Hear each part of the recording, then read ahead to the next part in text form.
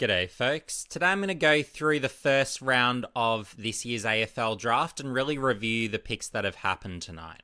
So, for me, I wasn't following it live. My focus was actually in completing a cryptocurrency video. So, I was really focused on doing the editing for that during the draft. But, I've had a quick look now at the picks.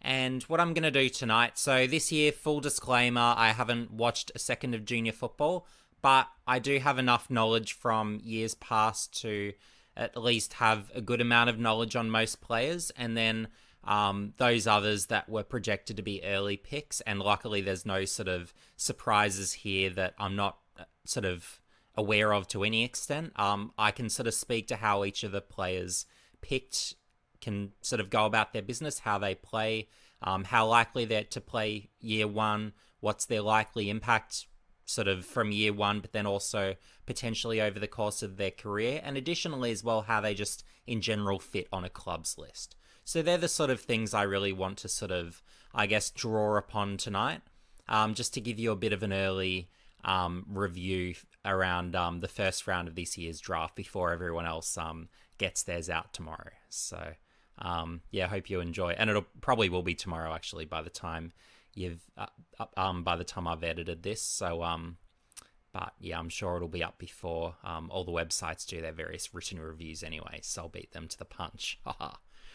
So pick one, West Coast, Harley Reid. As expected, nothing to discuss there except that he's round one ready. And for me personally, if I was positioning him for West Coast, I would set him out across half back and utilize him both for his intercepting, one-on-one, and rebounding prowess. So I'd be looking for him, positionally at least, to be following in the footsteps of the likes of Nick Dacos and Harry Sheezel. I think that's the optimal vision to get the most out of Harley Reid in year one, but in the future I do foresee him to be more so a forward who also plays through the midfield. So some sort of split between those positions. So I think that's roughly what you'll be getting from him. But wherever he plays, regardless, he's going to impact winning. So that's the key. And West Coast did not mess up pick one. Eagles fans will be pleased to hear. So North Melbourne pick two. They went to the script and went with Colby McKercher, who it seems like is the best sort of, I guess if you want to call him balanced midfielder. Yes, North Melbourne have lots of midfielders, but I do believe McKercher, given the quality of play this year, will be playing year one. And my suspicion is, given sort of how many inside midfielders North Melbourne have, I think we'll be seeing quite a bit of him playing sort of mostly wing, a bit of half forward as well, because you've got the scoreboard impact as well. But yeah, round one ready. He's going to rack up the footy, put him in your fantasy and Supercoach teams right away. Because you'll be missing out otherwise, I'm pretty sure there. And look, a Harley Reid for those fantasy super coach types as well. Do consider him. If he's got either defense or forward eligibility, he could be a good pickup in that sense. But I wouldn't be expecting him to be putting up, say, Nick Dacos or Harry Sheezel numbers. So do be mindful of that, at least with a Harley Reid. Pick three, Jed Walter. So North Melbourne placed a bid, and as expected, it was matched. So with Walter, big body, really fast on the lead in terms of his straight line speed, key forward. So developable, but absolute man-child for his age. So how much more development he's got is a legitimate query, but I do believe in the long run he will establish himself alongside Ben King as the other sort of option close to goal, and then with Lukosius there as a complement as well. I think that's a really incredible trio, to say the least, and with the scope even to be maybe the best trio of key forwards in the comp, with the obvious competition being the Bulldogs, who at the moment would have the lead in those stakes until this young Gold Coast group proves otherwise. Okay, so North Melbourne's pick four, they went with Zane Dersma. So what we're looking at there is a high-flying sort of medium marking forward. So I think there's a good chance for North Melbourne he'll be playing early, maybe even as early as round one. But yeah, don't expect huge production from him. He's certainly not the accumulator like a McKercher. So do be mindful. And he's not that huge contested ball winner either. So I do think we'll see a fair bit of inconsistency from a Dersma, particularly early on as he's looking to establish himself. So just be mindful there. Look, for me, it's probably a little earlier than I would pick him personally, but I do think he'll nonetheless still have a very strong career. So, again, my personal take there. Nick Watson, good pick for Hawthorn. He'll be a good small forward for a long time. Round 1 ready. Absolute weapon near goal. And I've described him before as a small version of Toby Green. So a 170 centimetre version of that. So has that same aggression, has a lot of that same spark, enthusiasm, aggression. So there's a lot of talent there, to say the least. And he'll be hitting the scoreboard right away. So watch out for Nick Watson. Bulldogs took Riley Sanders. I think he'll be a ripper of a midfield. But with the Dogs still having a lot of good established midfielders, even if they're in the latter phases of their career, the challenge will be breaking into that best 22. But if he can break into that best 22 as a centre bounce midfielder, he's one of those where, whether it's AFL Fantasy, Supercoach, lock him in, he's going to rack up absolutely huge numbers. So very developable midfielder is Riley Sanders, so do watch out for him. And he is year 1 ready for sure. So do watch for that. But yeah, huge numbers. Melbourne pick 7, Caleb Windsor. So they looked for that sort of, I guess, outside spark. So he's got the speed, he's got the skills, brings a bit of enthusiasm there. So could give a bit of balance potentially for Melbourne. But whether he's year 1 ready would be my query. And certainly from what I was seeing, again, this is 2022 viewings, but he's one I wouldn't have picked this early personally, just lacking those contested components. And I do think it will take him a little while to develop, at least into a consistent player. Maybe he does get games year 1, but if he does, I think there'll be inconsistencies there. So do be mindful. But yeah, sort of wing half forward is the sort of likely sort of positional areas that you might see him. And look, Melbourne need that, but it's just, is he ready to bring that next year to a consistent enough extent? And my thinking is probably not.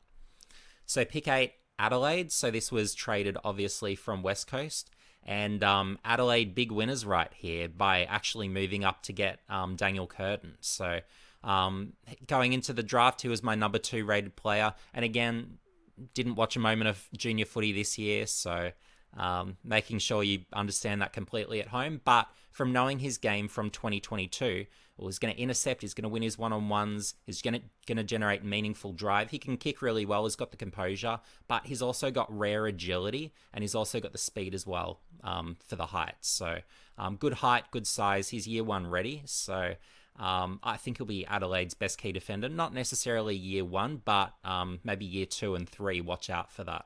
I'll make that big call right away. I think he'll be that good. And year 1 ready, I think he establishes himself. Not saying round 1, but at some point in year 1, I think he'll be able to manage that.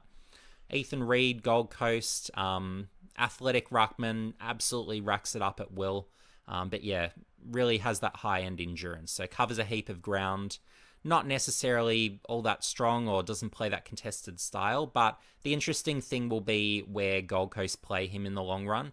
For me, I'd be putting him behind the ball at centre half-back, given I believe that Ned Moyle is the right player to be replacing Jared Witts. But nonetheless, look, it's good for Gold Coast to have another option who's a good option at that, developing behind them. So certainly a good thing. But yeah, with the forwards, look, how's he going to fit into a front half if you've got the likes of King, you've got Lukosius, you've got Walter, and with Reid as well, very skinny project player. If he gets a few games, it might just be a few next year, and it won't be as a ruckman. Again, Moyle would play ahead of him as a ruckman, but we'll have to see where Reid settles. But for me, I'd give him a go in defence first, would be the trick. And look, maybe you could even experiment with him as a tall wing. That might be another option that could be explored as well. So some things to think about there at least. Essendon, they moved up for this pick in looking at the trade, so thanks to Fox Sports for putting this together. In looking through a few of the major AFL websites, I couldn't actually see not only the combination of these picks, but then also the trades. So that's why I'm using Fox Sports today for this purpose, even though I still consider myself an ESPN maximalist. But so with pick 10, you've got Essendon. So again, Nate Caddy. So it's really that key forward. I don't know why they're calling him medium forward or midfielder. I think that's a miscategorization. And look, he's not the full height for a key forward. He's more that 193 top of mind. But yeah, high leaper, super strong mark. What's missing really is he doesn't have that ground level craft, very fumbly below his knees, is the thing to be mindful of. But yeah, look, is a potentially developable type that Essendon obviously targeted, given they chose to move up to that pick.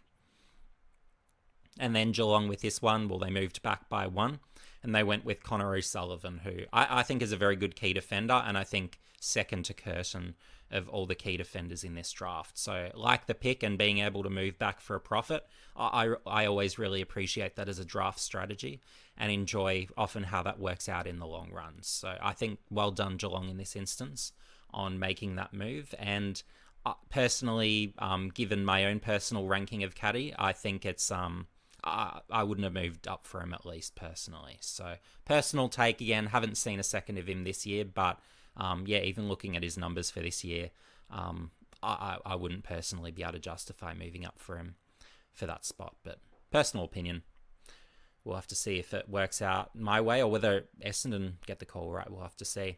Pick 12 GWS. This was a surprise. Phoenix Gothard as a small forward. I thought he would have been picked later on. Looking at his numbers from this year, not super impressive, but basically he's sort of more your speedy sort of crummer. So we'll have to see how that works out. GWS do have quite a few sort of smaller forwards now, so we'll see whether or when he breaks into the best 22. But look, for me, it is substantially early to be picking him there. And I'm just checking, did they trade up or down? I just need to remind myself here. GWS, where are we? Okay, so they traded down for this one, so fair enough. So it looks like they had the two targets in mind, GWS. So obviously Gothard was one, and they obviously wanted to get ahead of a few clubs, and they obviously thought that James Leake would be available at that next pick, and they weren't as sure whether Gothard would be there. So I can understand why they went that approach. But yeah, look, for me, Gothard wasn't worth that pick. So we'll have to see how it works out in hindsight. But there are other more talented forwards that I would have considered first at least. But personal opinion. One of whom we've got Colton Tholstrup. So he can play forward, he can play mid as well, but he's more of a forward at this stage. And a really talented one at that. So I think even of the two Melbourne picks, I think even Tholstrup is a little better than Windsor personally. So yeah, good talent. I could see him across half forward. Also to go through, I should have mentioned whether some of these guys would be playing next year. So Reed, unlikely he plays next year. If he does, it'll be a taste at most. Caddy could break in for some games next year, but probably more so if there's injuries. And with O'Sullivan, I think it might take him maybe a year or two to develop. But yeah, I think once developed, he'll be terrific. So, and then Gothard, look, I'm not predicting him to play year one for a bit of an early feel there. But look, if he does, maybe it's a taste or a small stretch of games, but he won't be putting up numbers or anything substantial I'm not foreseeing. But yeah, Tholstrup, look, he could play given Melbourne do have that need for someone sort of around half forward who can do a bit of damage.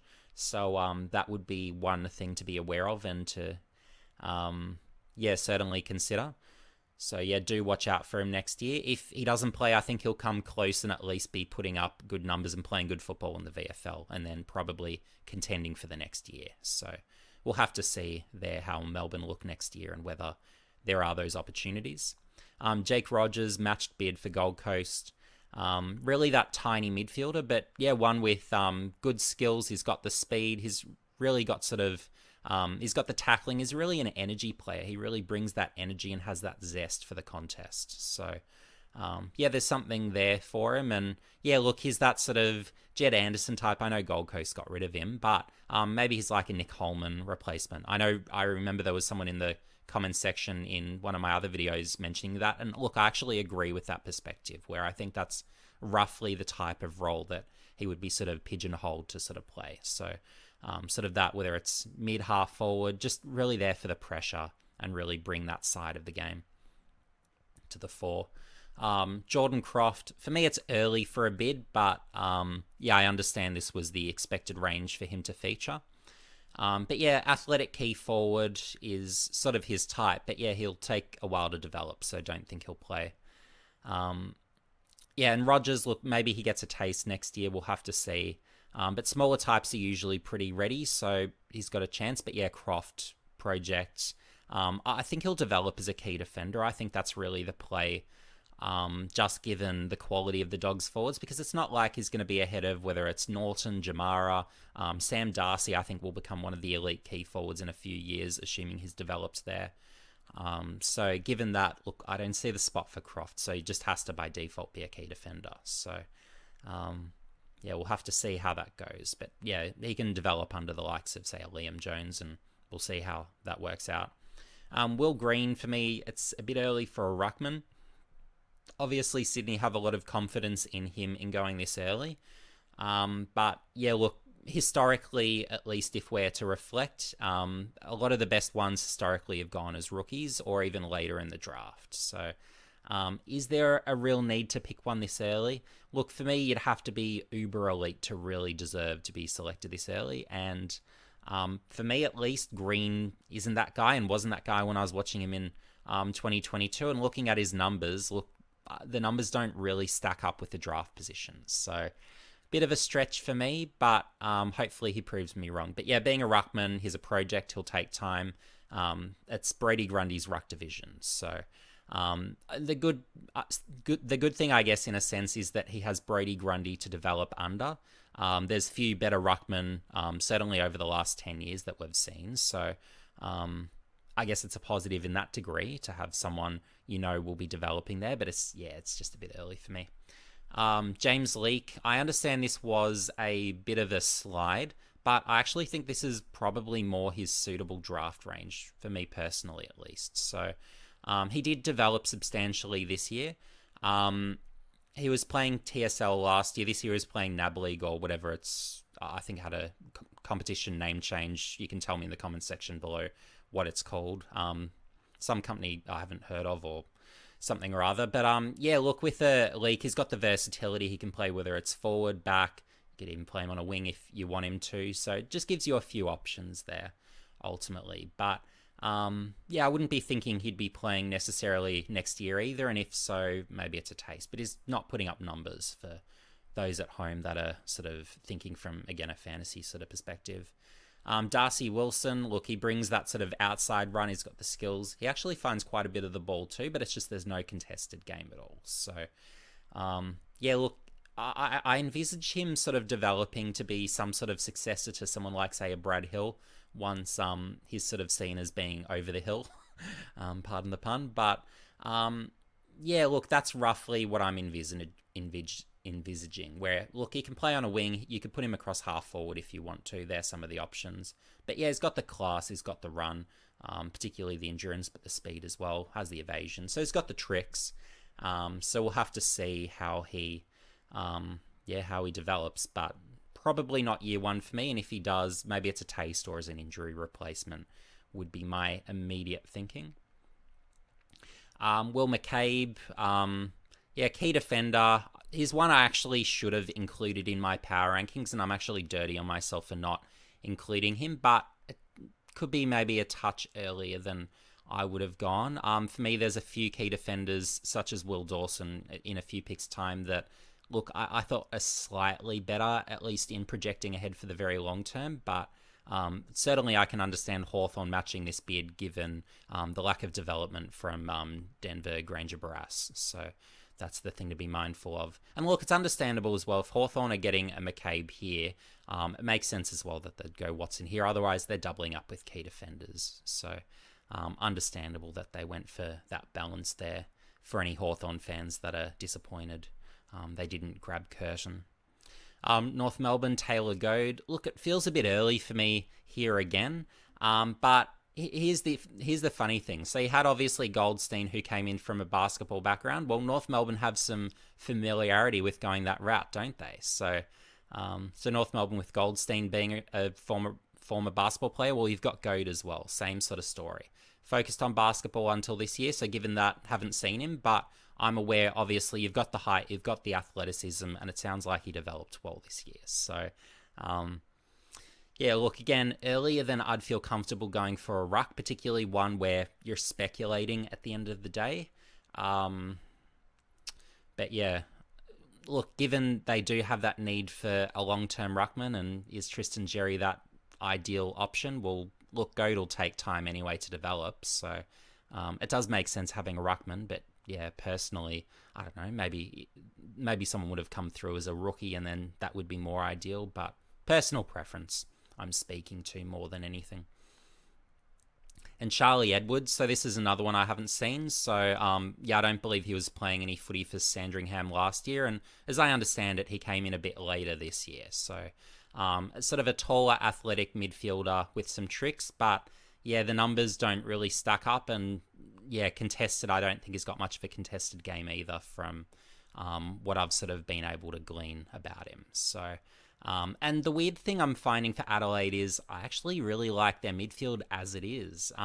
Adelaide fans, let me know in the comments section below if you feel you need the midfield help. But this is what I will say in Adelaide's defence. Adelaide's midfield, other than of course Dawson, who's moved into the midfield this year, is on the short side. So look, if they were going to add a midfielder, it did need to be one of those sort of 190 centimetre pluses, because look, Adelaide's midfield has been sort of that sub 185 types really consistently, again, other than Dawson, who has really just this year emerged as a midfielder. So I can understand it from that perspective, and look, Edwards does bring that something different to the table. So yeah, I can sort of appreciate that.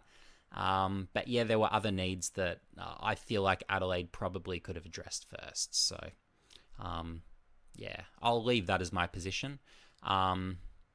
But yeah, Goad won't play next year, I can't imagine. And Edwards, look, I can't see him breaking into Adelaide's best 22 either. I think they've just got a really good midfield that will be very hard to break into. So just to set realistic expectations there. Will Dawson, look, he's going to be a bit of a project. Top of mind, I think he's a very late year birthday. But yeah, developed really well, started sort of putting up better numbers over the course of the year. I think he's one where he's got the scope over the long term to develop, but it's just a case of he will take time. So yeah, that's the thing to be weary of there. But yeah, I quite like the selection. I've no issue with that at all. North Melbourne need that additional good key defender. So yeah, taking one around here is perfectly understandable and a good idea. Riley Hardiman, look, you've got your rebounding defender. North Melbourne really need that. Their defence is looking pretty shaky, to be kind. So I can understand that. There's quite a depth of general defenders in this year's draft, based on my feel at least. So it's earlier than I'd go, but with that said, well, North Melbourne have taken their pick. So I can understand why they're taking their preference here. But yeah, just from a general sort of, I guess, how good they are and best available perspective, look, Hardiman maybe not quite for me, but if he's North Melbourne's best available and obviously fits the role, yeah, look, I get it. And it's not a huge reach. There's others that, yeah, might be more of a reach, and a few others who have been taken where I'd be thinking, yeah, maybe it's a bit more of a reach.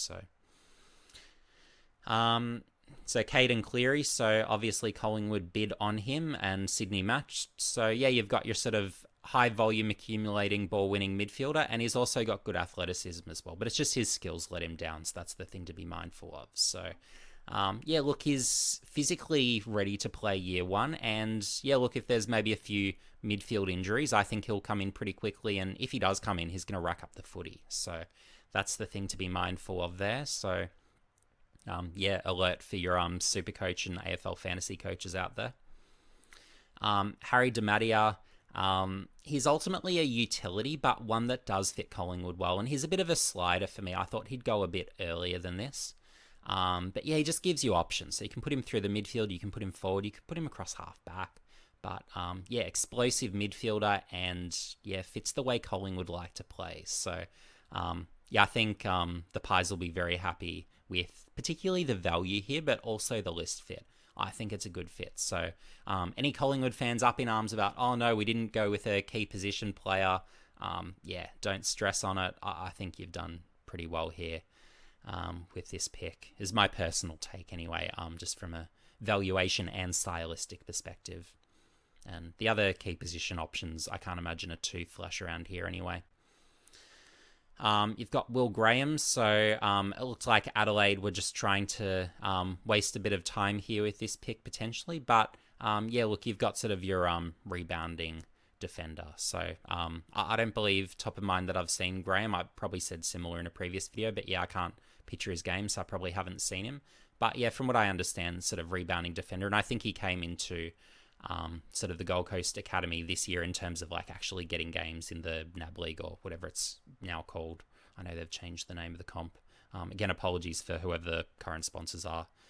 Just haven't seen any games this year to know who the organisation is, so my apologies there. Had to stop for a moment with a coughing fit. But yeah, with Oscar Ryan, yeah, look, he's sort of a rebounding, intercepting defender, has a bit of speed, so that's roughly what his game looks like.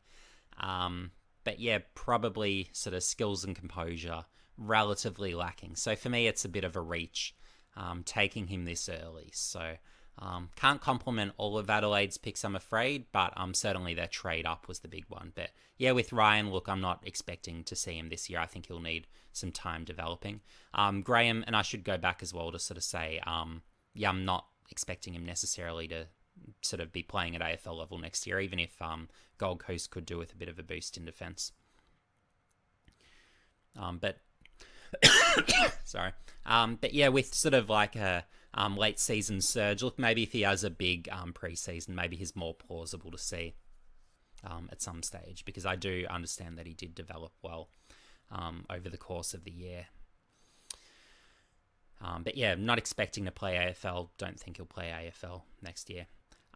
Collard, he's going to give a boost to St Kilda's front half in terms of the sheer scoreboard impact. Really talented around goal as that sort of speedy crumbing small. So there is the possibility that he plays, though with that said, Ross Lyon is usually pretty reluctant to bring in the youth too early. So we'll have to see if or when he plays, but he does have the talent to get opportunities next year, but yeah, he'll be a sort of close to goal sneak type. So yeah, he won't be putting up big numbers for those that are interested there. And Ashton Moir, yeah, talented forward, was projected to be one of the top players in this year's draft going back to this time last year.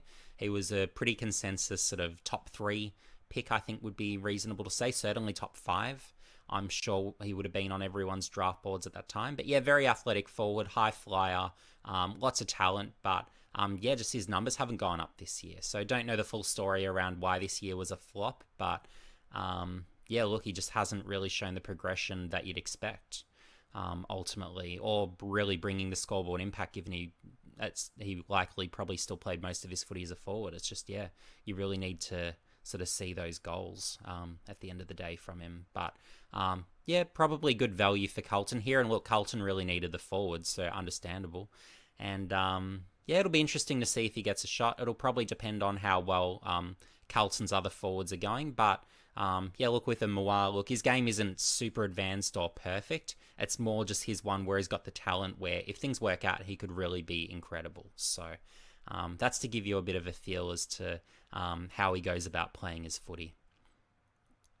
So yeah, for a quick winners, it has to be Adelaide firstly, just going for Daniel Curtin and being able to move up. I think that's absolutely sensational. Look, the other picks I will be critical of, admittedly, but by moving up for Curtin, look, you have to call it a win there. Just thinking to other winners. Certainly West Coast with Harley Reid. They didn't mess up by taking Harley Reid number 1. I can confirm to you at home. So that's definitely something. Other winners, certainly Collingwood with Harry DiMattia. I think that's great value and a stylistic fit on top of it. So, yeah, I don't think Collingwood got suckered into any mistake here. I think they've actually really picked well. So it'll be interesting to see how he develops for the Pies. But I think he'll be a fan favourite pretty quickly, just with the excitement he brings and the way he plays. So that's always a good one there.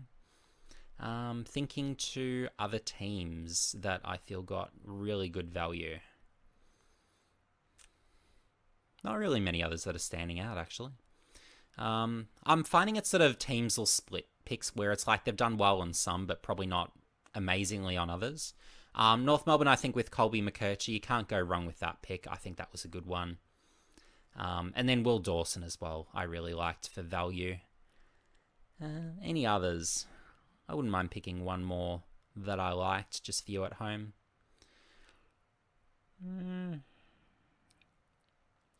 Riley Sanders. I'll give the Bulldogs one here. Riley Sanders is a good get. With Croft, look, it's a bit much to pay, admittedly, but yeah, I do like the Sanders get there. And Nick Watson as well for Hawthorn. You've got a really good player there who's going to give you something instantly. So, yeah, there are a few that I like. Yeah, let me know in the comments section below which players you've liked in this year's draft, who won the draft, who got the best value there. Always interesting points of discussion. Yeah, and it'll be interesting to know as well, who's going to get picked up day 2. And were there any snubs from the first round? Again, I haven't actually spent the time looking through any of the Phantom drafts. I don't know who did particularly well or that sort of thing in terms of who was the most accurate with their Phantom drafts. I actually got a few more in my Phantom draft than I expected, given I haven't been sort of involved in the rumour mill or watching other Phantom drafts. It just hasn't been on my radar as something of interest to me this year, honestly, just with other priorities. But yeah, best of luck for your teams for night 2 of the draft.